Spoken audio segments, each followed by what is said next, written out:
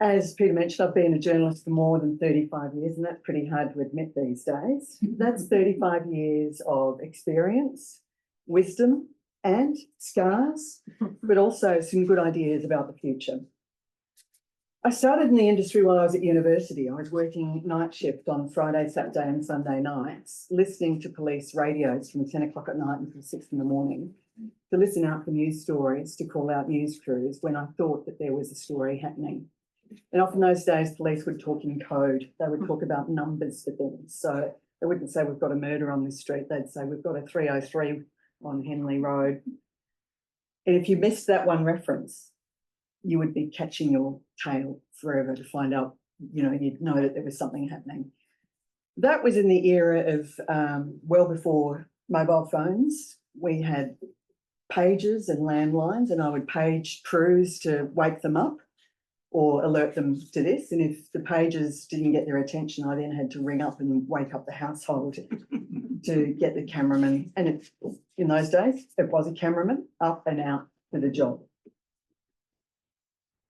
I was encouraged to apply for a summer position, and after 6 weeks, the then news director implored me to come and work full-time, to not finish my university degree, because as he said, and he used very frank language, as you can imagine, newsrooms in the 1980s were very stark places, that my journalism didn't matter diddly squash, and I'd be better off joining a newsroom and learning real skills in an active newsroom. So I took him up on that offer, and then took another 10 years to finish my degree part-time.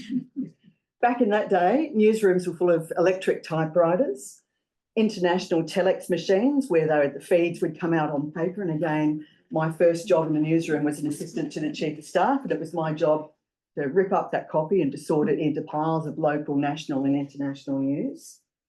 Rundowns were written in pencil. Corrections were made with erasers. Calculations about time were done with grey matter and calculators. These days, computers do all that for you. TV bulletins were either at 6 o'clock at night or 7 o'clock at night. People would read a couple of newspapers, maybe even an afternoon newspaper in those days, and they'd listen to radio bulletins maybe in the morning and at night to keep across the news. Now, news is 24/7.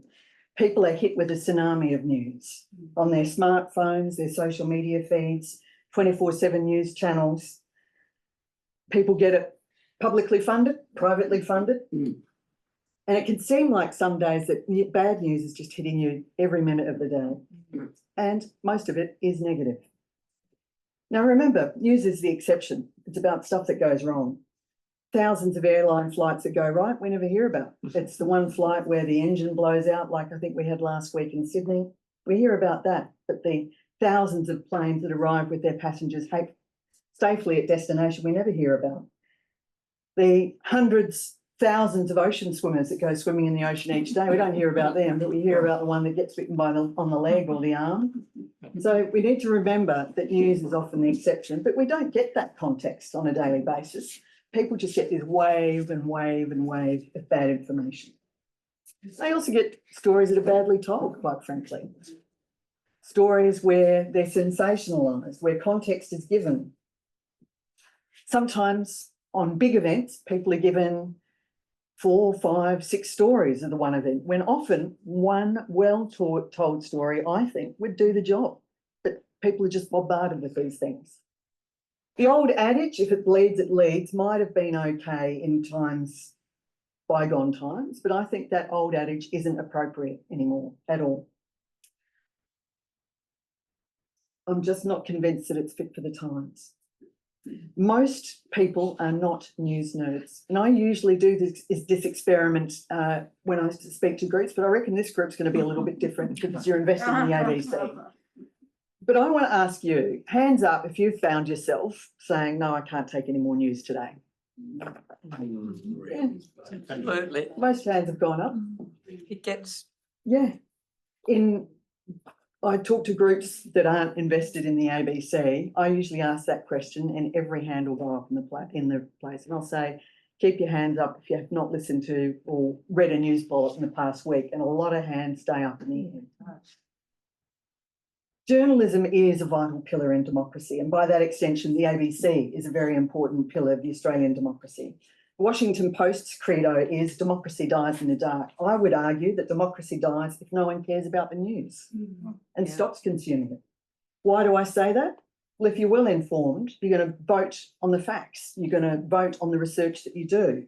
But if you're not keeping across the news, how on earth are you carrying out your civic duty?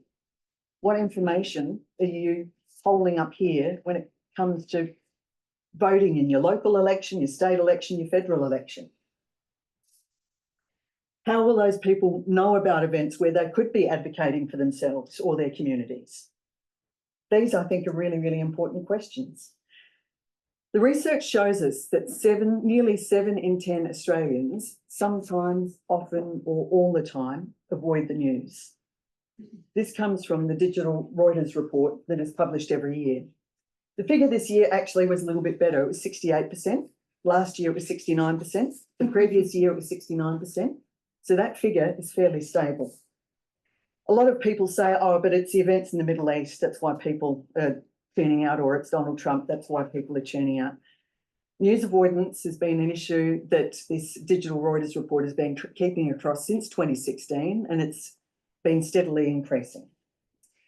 And it's not just, when I talk about news avoidance, it's not just people avoiding the new ABC, it's people avoiding commercial news, papers, online, they're avoiding everything. If you've found yourself avoiding the news because it's all depressing, it makes you feel bad, it makes you feel powerless, it doesn't give you the information you need, or it doesn't explain things very well, well, you're in good company, because they're the main reasons that people do give as to why they avoid the news. Now, you heard a little bit about me. Peter told you I started more years ago than I care to remember, for a year bachelor degree, before I started at the 10 Network. I then joined the ABC within 5 years of that. And at that stage, I was producing half-hourly news bulletins in South Australia, which was not a bad feat for a young person, being responsible for a bulletin, putting it to air, story choices, briefing reporters on what they should be doing. I could also report on state politics, court stories, long-form stories, stories out in the field, when in those days, stories were shot on tape and you had to spool through a Telstra point because that was really, really expensive. You had to spool through a lot of tape. So it was a very high pressure job. I joined the ABC in Adelaide, and within a year of that, I found myself at Gore Hill in Sydney, and I became the Chief of Staff within a year of that. So by the end of 1996, I was the Chief of Staff of the TV newsroom at Gore Hill. I left at the end of 1998 because I found myself pigeonholed and unable to break out of the Chief of Staff role, because people said, you're really good at that. We want to keep you there. And it was like, I ticked that box, and I wanted to go on to do other things to sort of fuel my needs of what I wanted to do. So I ended up leaving and going back to the commercial world, where I wasn't hired as a full-time journalist then, because the news director thought I was a pinko lefty from the ABC who couldn't be trusted. So I worked freelance there for a little while, and then I was hired as a producer to take care of David Koch, Helen Wellings, who used to be with the ABC, and Dr. John Darcy. So they were my 3 reporters who I was responsible for. Within a couple of years, I was tapped on the shoulder and approached to be, within 6 months of the Olympics happening in Sydney, I was asked to head the Sevens newsroom in Sydney, their Olympic coverage. So I was responsible for producing the content, guiding the reporters, finding stories. So that was a pretty big job to be given 6 months out from the Olympics. Within a short time of that, I found myself executive producer of a national program, Sunday Sunrise, which was the forerunner to Weekend Sunrise. Back then, that had a strong business and political bent. We had a major political interview, a major business interview, and we had a sort of 8 to 10 minute feature story looking at different issues in the community, and we also had a news bulletin as part of that. However, in 2005, I found myself without a job, pretty much, because that program had morphed into Weekend Sunrise, where they took away the politics and the business because a producer had convinced Kerry Stokes that they would be much better doing away with that boring stuff. And I found myself in a legal tussle with the network, and then I left with a non-disclosure agreement. And I wondered, is that it? Is that it for me in journalism? But I still had this fire burning in my belly. I had listened to AM for a good part of my career, and I thought I would just absolutely love to be part of the ABC's Radio Current Affairs program. But alas, even though I'd worked many, many years at the ABC, including in senior positions, there was a certain individual in Sydney who would not give me a job. He said, "You've got no radio experience, I'm not interested." And I thought, right, okay, wow, that was tough. So I freelanced and I worked on the breakfast program for 702 Sydney. And at night time, I took myself off to the Australian Film TV School at Macquarie University and did an audio engineering certificate.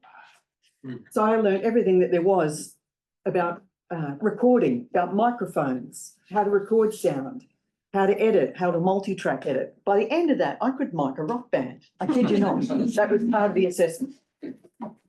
So with that under my sleeve, I went back to the ABC, went back to that boss and said, "Sure, let's say that I don't have the experience." And he said, "Oh, we've got this maternity backfill position, maybe you could do that."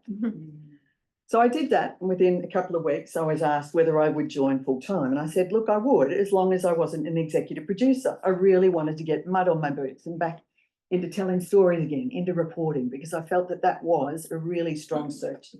So he said, yeah, okay, we'll do that.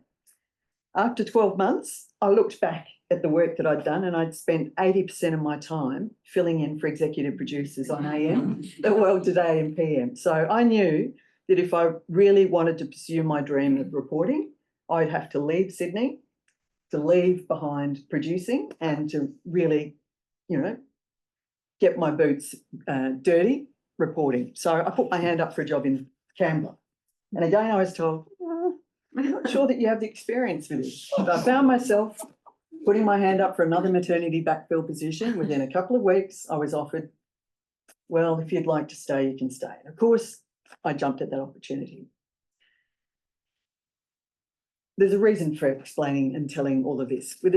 At the start of 2011, I again wondered whether it was time to leave the ABC, whether I'd achieved as much as I could and it was time to go. So I asked my boss, what was my career trajectory like at the ABC? And he said, well, the chief political correspondent moves on at AM, PM and The World Today. You're the natural successor. Of course, I say that not knowing, what Lyndall may do. Lyndall could stay there for another 5 years. And I thought, yeah, fair enough, she might. Okay, I'll stick around. Now, unexpectedly, within a couple of months, Lyndall did move on. The ABC advertised the position, and guess what? I missed out. I was told I didn't have the brand name to be the chief political correspondent. I was gutted, but I was determined to prove them wrong. I was placed on a trip following the Prime Minister a couple of weeks after that, and I was hell-bent on proving this same individual, it was the same person who told me, we can't hire you because you don't have radio experience. This was the same person responsible for this piece of advice. Now, the ABC advertised that position externally. Within 3 months, I was appointed Chief Political Correspondent for AM, PM and The World Today. Now, I tell that story because I tell younger journalists and I tell kids from the country, because I grew up in the country, if you desperately want a job and if you've got the burning passion in your belly for it, you will succeed. There will be hurdles in your way. They're just hurdles. You'll find other ways to clear them. Sometimes I found my career is a jungle gym. You don't necessarily go up, but you go sideways and then you go up. Within a couple of years of being appointed Chief Political Correspondent for Radio Current Affairs, 7:30 asked me to join them, and I did that job for a couple of years before I was asked to come back and front AM. I've had a pretty interesting career. I've interviewed a lot of people.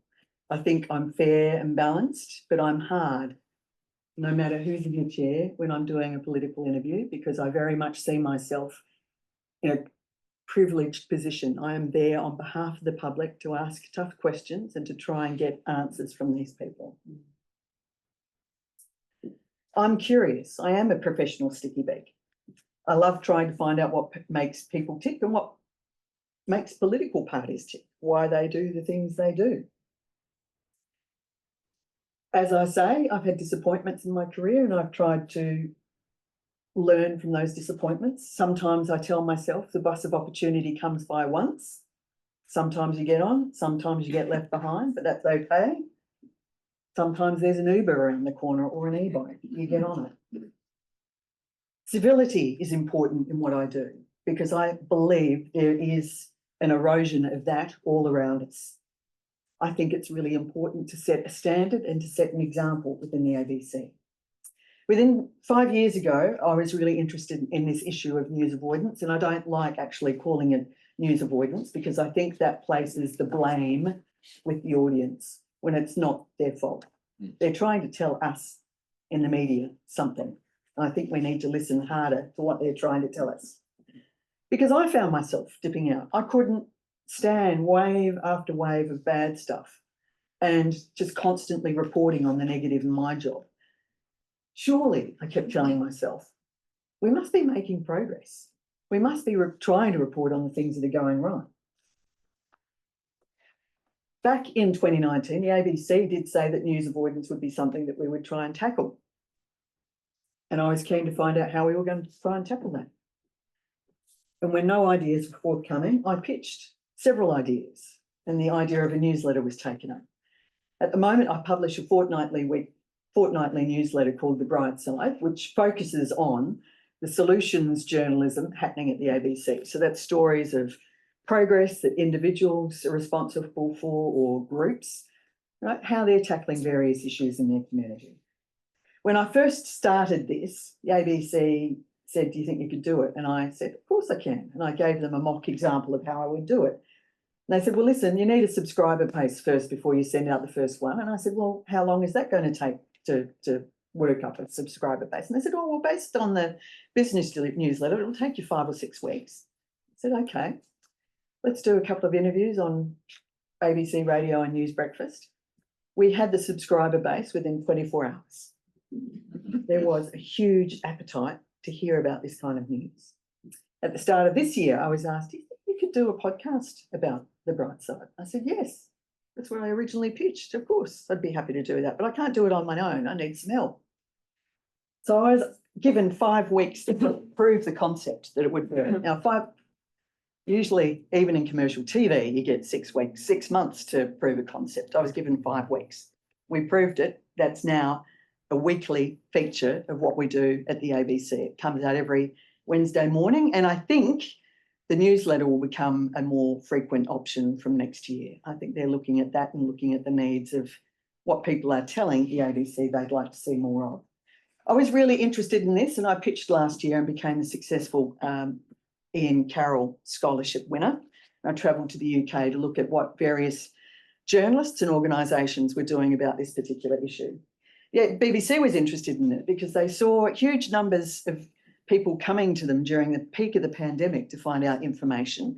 And yet when the peak passed, audiences vanished. And they thought, why has this happened? So they did some market research to find out what did audiences get then that they don't get now? And they came up with 3 key things: empathy, agency, and hope. So people thought that journalists, for once in their life, were being empathetic. That they were, I don't really like the word agency, but they were giving audiences information, useful information about where people could go for help, what other people were doing for one another for help, how communities were helping one another. They really put a price on agency. And we gave them hope that this pandemic thing would pass. They're the key issues that the audience told the BBC that they thought their coverage gave in spades during COVID that they were then missing afterwards. I argue that while a newsletter and a podcast are great, that we need to reflect that kind of journalism in everything we do every day, because the days of saying, good evening, here are 10 woeful stories happening in the nation and around the world, and by the way, here's the weather, are over. I think the days of presenting political stories as Series 7, Episode 5, and leaving a lot of people baffled about what we're trying to tell them are long gone. We should not assume knowledge. Most people are not news nerds like me. They don't follow stories intricately. They don't understand jargon, and we need to be really mindful of that. I've changed my daily journalism as a result of this. I really go through scripts that are given to me on AGM with a fine-tooth comb, and I take out that voice of God. Here is the news. I am telling you, listen to what I tell you. We need to be more approachable in what we do. I don't use jargon like COP29. We use COP29 in a lot of our news stories today. Think about the person who hasn't been following climate news. What the hell is COP29? When people are thinking about that, they've lost the next two sentences of what you're telling them. And that's why they tune out. They think this stuff, I don't know what they're talking about. I will elevate positive elements in news stories, because if that's part of the story, we should be telling it. Now, what do I mean by that? I want to give you two examples. Now, these introductions, you know, probably in a bygone era and another journalist, they would think this is okay. But when it comes across my desk, I don't think they're okay. Now, this story was filed about Instagram. It was filed in August about Instagram changing what they were doing. Now, this is the intro that was given to me. It's not quite the band that Australian politicians have been dreaming of, but Instagram is about to change for teenagers. Over the next 2 months, Instagram users under 18 in Australia, the UK, the US and Canada will be automatically switched to a more restricted version of the platform. Now, my initial response was, it's not quite the band that Australian politicians wanted. Who cares? We've all been hoping that these tech giants would be doing something. That is a worthy point, but it's not worth the intro. It's, you know, worth making in your story. Save that for the scripted story. So I changed that introduction to Instagram is about to change for teenagers here, the United Kingdom, the United States and Canada. And during the next 2 months, Instagram users who are under 18 will be automatically switched to a more restricted version of the platform. Voila. Yeah. Easy. There's your positive element at last. They're doing something. Here is another clear example of the constructive approach I'm talking about. Most of you would probably be familiar with that dreadful rape story in France. The husband drugging the wife.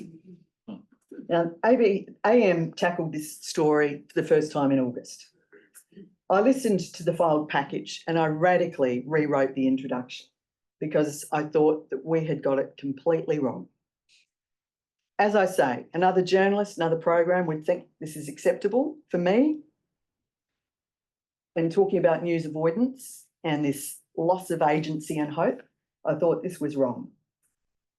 This was the original introduction. A warning, this story contains distressing details. A 71-year-old man in France is accused of drugging his wife so he and dozens of strangers could sexually assault her. Has told a French court, I am a rapist. The trial of Dominique Pellicot and 50 other men began in Avignon earlier this month, but Pellicot has now testified in court for the first time. The case has prompted outrage in France, made headlines around the world. Europe correspondent, blah, blah, blah, blah. Now, as I say, I listened to the report and thought, holy heck, Batman, she's got this story completely wrong. This is how I read the introduction. Now, this next story contains some awful details that you may not want children hearing. But the victim of this saga, Giselle Pellicot, is being lauded around the world for her incredible bravery. She has waived her right to be anonymous. She was drugged and raped by her husband, Dominique Pellicot. He allowed 50 other strangers to assault her, all without her knowledge. The husband's case started earlier this month, and overnight he confessed, I'm a rapist. Now, I put her at the top. The fact that she's been brave, identified herself, and people are saying hooray. Now, isn't that worth saying? Isn't that worth putting that up in lights instead of a dreadful... Yeah. That is the kind of thing I am talking about.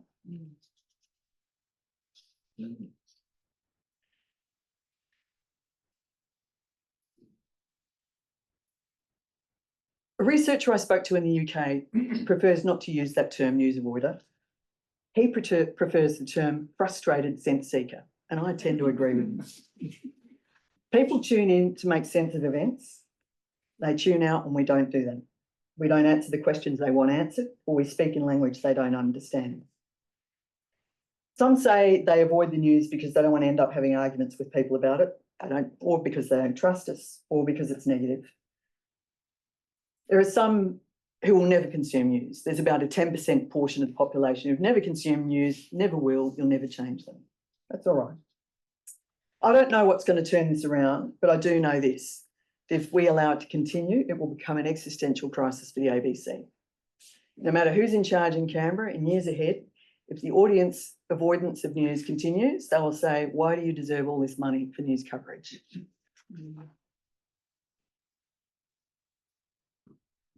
News has a role. We need to adjust to what people are telling us. We are humans. From the times of being in caves, we've told one another's stories to make sense of events of one another, how problems are being solved. These stories are worth telling. The stories of progress are worth telling. Sometimes they don't get coverage because they're hard to illustrate. I argue that we need to do more. If this kind of coverage entices people back into consuming news, I think that is only a good thing. And while the platforms and how we've told the news have vastly changed in 30 News, the formula largely hasn't changed. Newsrooms have shrunk, the ownership has become more concentrated, and in regional areas in particular, like my hometown of Mildura, local news is vanishing, meaning that for the ABC, the job of telling news and explaining news is becoming more important and essential. I think news needs to embrace more holistic reporting. This is what I mean by holistic reporting, the constructive approach. We need to tell people about the progress, what works, what doesn't, because that gives a sense of agency to other people that might plant the seed of, well, if it's worked for that community, it might work for my community too. Another example, we had a wave after wave of family violence stories this year that were unexplained. One of the interviews I did, I brought on someone from our watch to talk about how domestic violence had changed since the 1970s. And yes, while that wave of sudden killings was disastrous, we have made big headway since the 1970s. And that point is worth making. When we get down about the numbers of women largely killed in family violence situations, we need to remind ourselves that we have made great progress, and we still need to make progress. We need to encourage news avoiders back. We shouldn't abandon them. They're telling us something, as I've mentioned, and we need to listen. This kind of reporting builds and reaffirms trust with an organisation.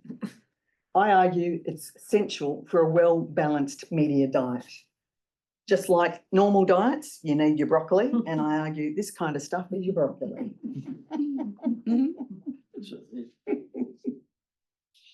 I hope that by explaining this to you today that you understand where I'm coming from. Some of my colleagues are resistant to this kind of storytelling and reporting because they mistakenly believe that it's soft news, that it's a cat up a tree or a water skiing squirrel. It's not that. They're stories of progress. And I hope, as you've heard this evening, that you understand why I think those stories are worth reporting as well. So thank you for your time. I hope it's given you food for thought, and please tell other people that you know about this and share the news at least about the Brightside. Thank you.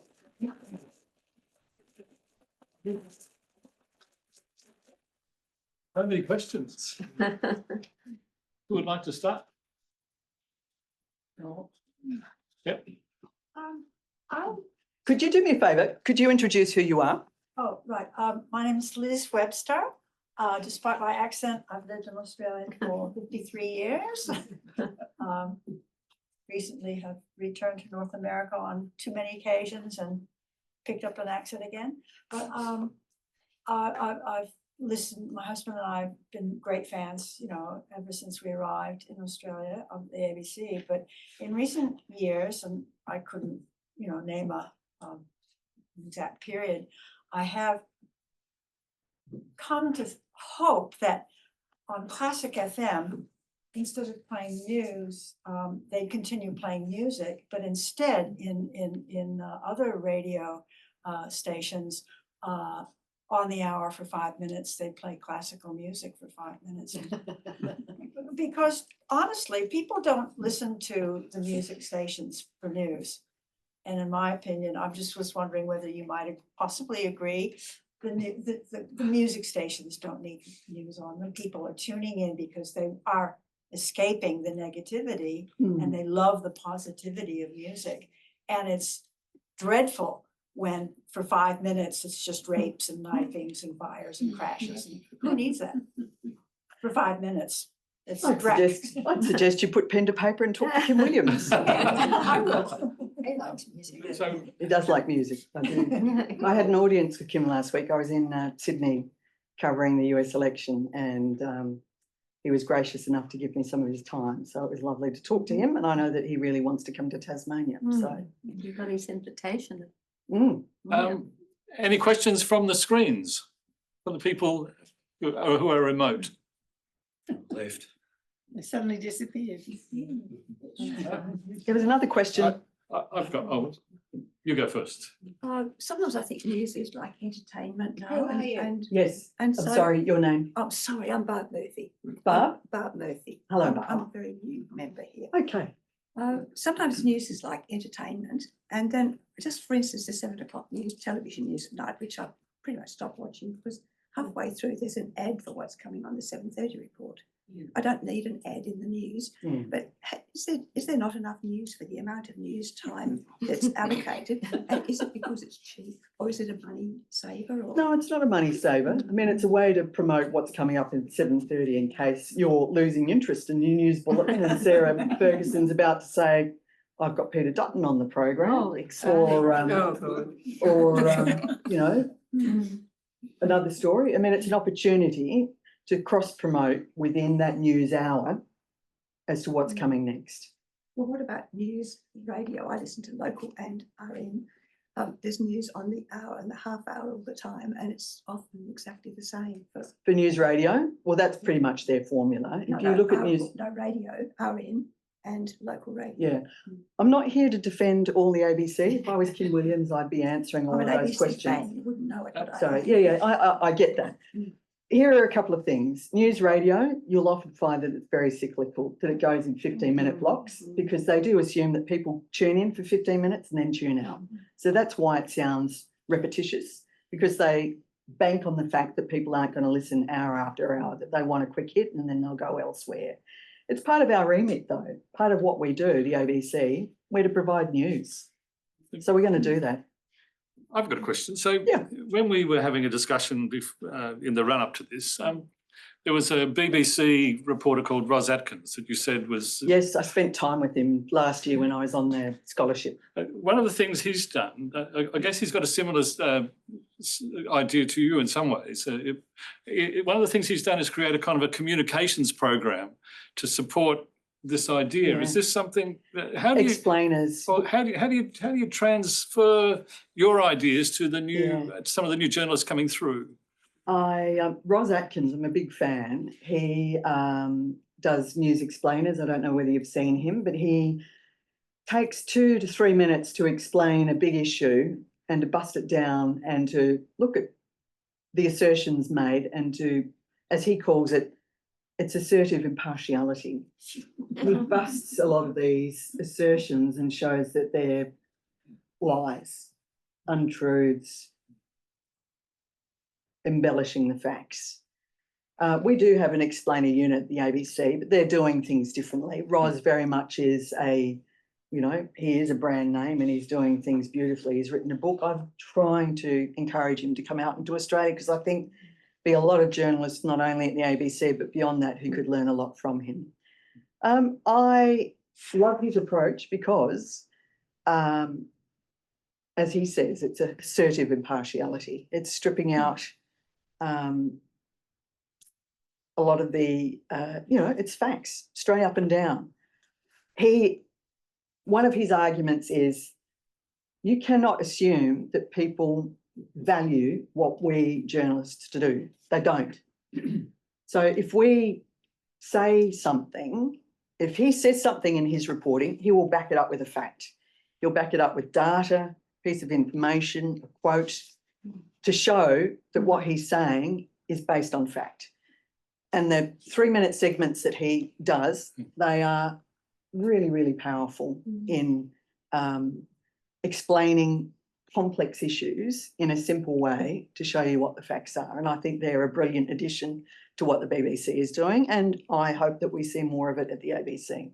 And is he broadcast within the BBC? He's broadcast outside the BBC. He's just spent a couple of weeks in America, actually, doing his explainers on the US election. That'd be interesting. Yeah, a lot of his content goes viral. There was a piece that he did actually on the bushfires after 2019 here that went viral right around the world because he busted down some of the assertions about bushfires being lit by arsonists and whatnot. It was fantastic. Kim Chen, following on from what you're saying, I recall Zoe Daniel predicting that Hillary Clinton wasn't going to win, and Barbara Miller's just done the same thing, and they were really swimming against the tide of public opinion, but they didn't ever elucidate why they'd come to that sense. There was no data or information upon which they'd arrived at that conclusion. So I find that a little annoying that things are not teased out or explained. Sometimes, you know, it's funny, I was asked that Wednesday morning at the ABC, who did I think was going to win? And I said, I think Donald Trump is going to win, actually. I think that there's been this, you know, from what we were seeing of our reporting on the ground, and I think that's where Barb comes to it from as well. Barb had been reporting pretty comprehensively in the last 2 months from outside the Bureau, doing legwork out on the ground, and that's why she came to that conclusion. That's really, really, really important, and tapping into those, you know, the key swing states as to how people were feeling.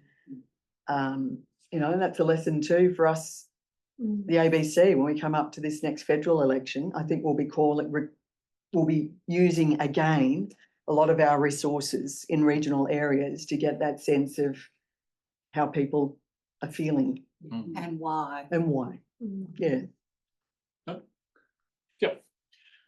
I'm Austromatics. I've had a long association with the ABC, both industrially and through the Friends of the ABC and so on.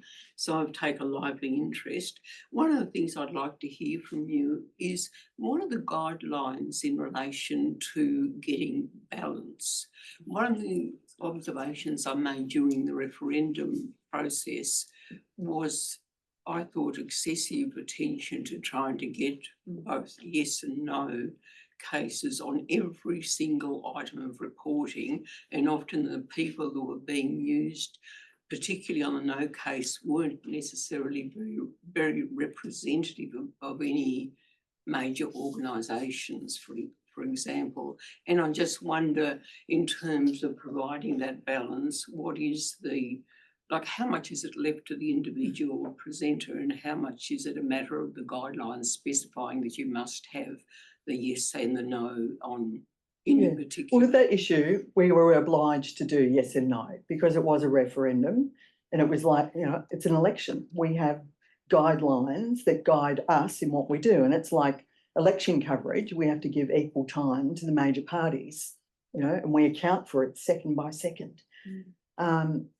Journalists, when they're given a job, are working in conjunction with a producer and an executive producer. A lot of people assume because it's my face with AM that I have the say as to what goes into the program and I have editorial responsibility for it. I don't.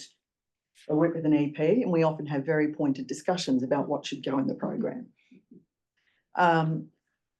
So that reporter, the reporters working on those stories will always be working together with a producer, because at the end of the day, the producer is the one who is accountable, and through our upward chain of command, you know, it's Justin Stevens and the managing director ultimately who are responsible for what goes to where.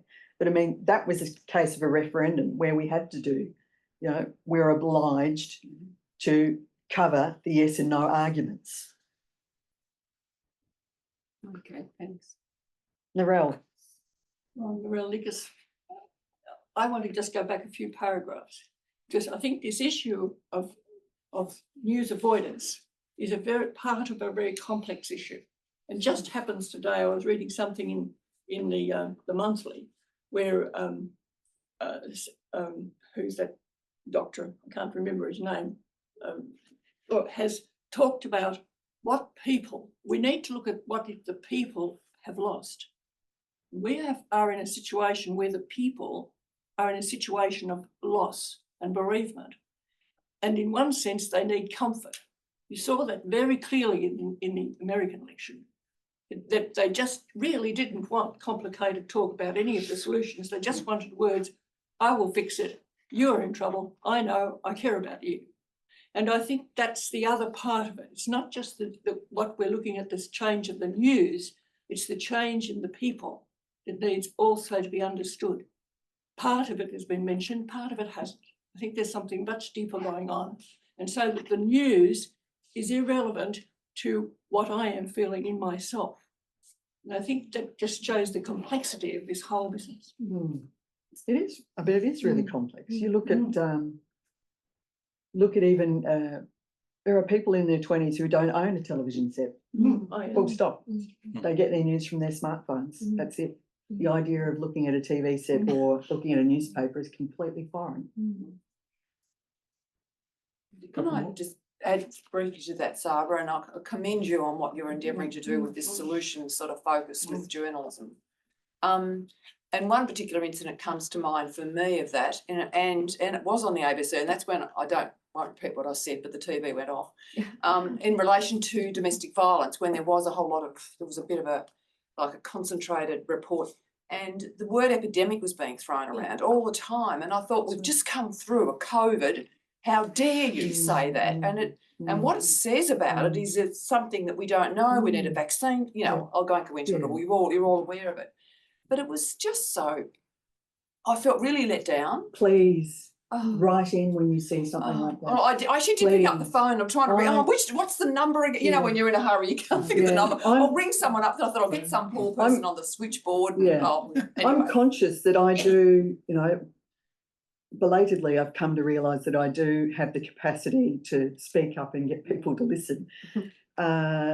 We had some sporting reportage earlier this year that talked about battles and wounds and whatnot, and I just A war. I hit the roof and then wrote to a chief and said, we've got the real thing happening. How about we stop using that reporting in sports stories? Yeah, absolutely. Let's urge our journalists to think about it for 30 seconds more. There are other ways to write these things than just to go for the clutch of war cliches to explain something. Sports is not war. Let's not use that terminology. So when you hear something like that, please speak up. But you don't get a reply to. I've written If you write to Anne Hughes is my name. Yeah. I've written a couple of times to say, please, we do not need to use the language of violence. We don't need to hear about politicians lashing out or hitting back.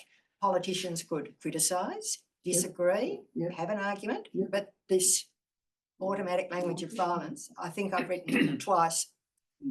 Response at all. Well, there is an audience complaint, so I don't have it off the top of my head, but they are obliged. They are obliged to respond. Well, believe you me, I see a lot of reports sometimes that come through to my desk for you must respond to this. But look, you mentioned, I just want to make a point. I'm glad you mentioned Justin Stevens. Recently, Sandra Cotton. Thanks. Thank you. Recently, he addressed the National Press Club and he pushed the line that we are setting the agenda. Someone raised the question, no, please don't set the agenda. Give us the news. Now, taking what you're saying, and I liked your idea of putting, Brightside, I've seen the agenda being set on a weekly basis. Let's take the Albanese's clifftop mansion. That became the agenda for 7:30. It became the agenda for the 7 o'clock news. We didn't hear any other news. 4 million, knowing you may live in Sydney, living near a beach isn't a mansion. But that's not my point. That's the kind of agenda that that's being set, not hardcore news. And could I invite you perhaps sometime, the agenda, for example, in 7:30 for ages was about electric batteries. All we heard about electric batteries was that they combusted, and this image is people running down an alleyway. A woman called Rhianna Whitson, I think she's her reporter. agenda in life is to get Dan. But anyway, when you're setting the when you're reporting, I think that's a different from setting the agenda, because you're saying what's important to us. I want to hear the nitty-gritty of the news and work it out.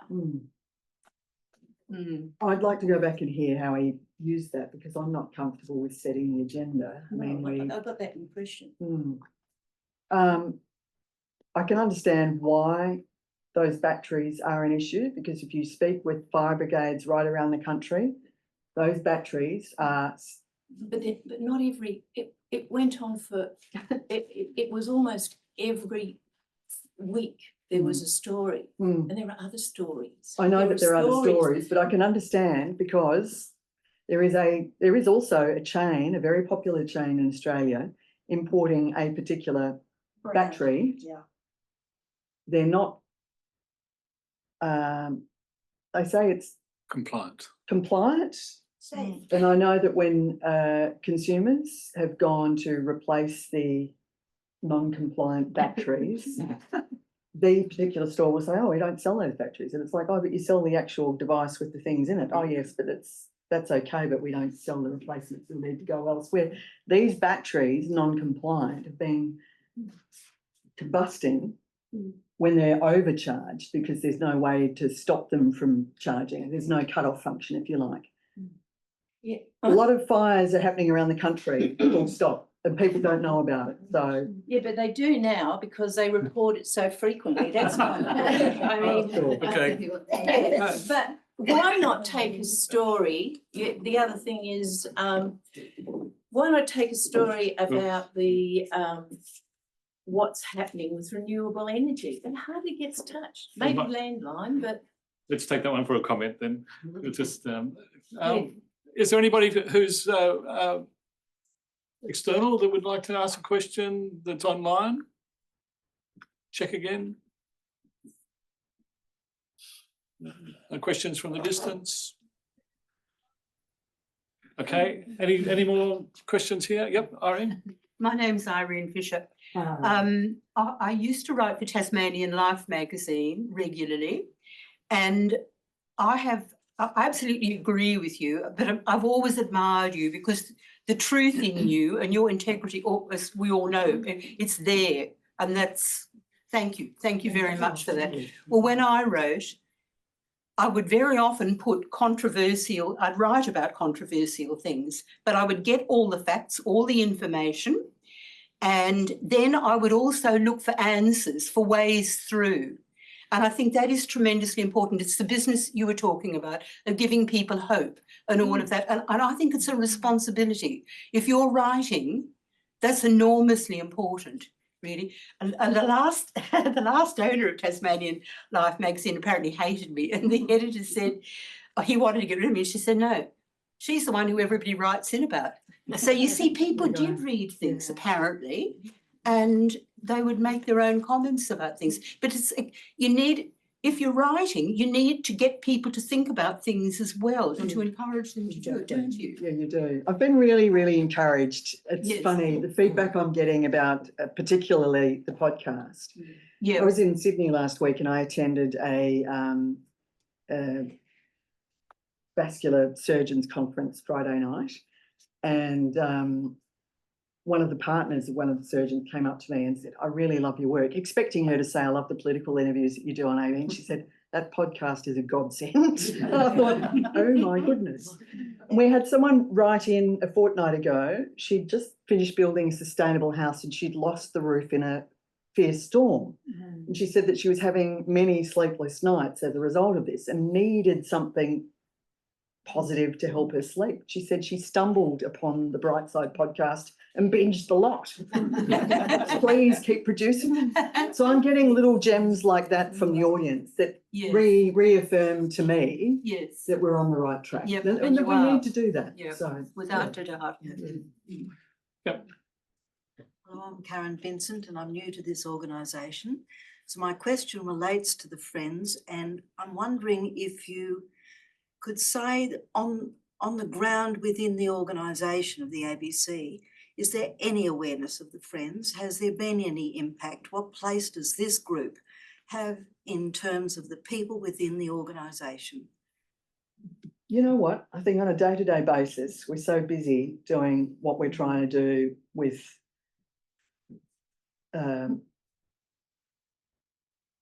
service so many things, radio news, online, TV, that we really don't get time to scratch ourselves, to be frank.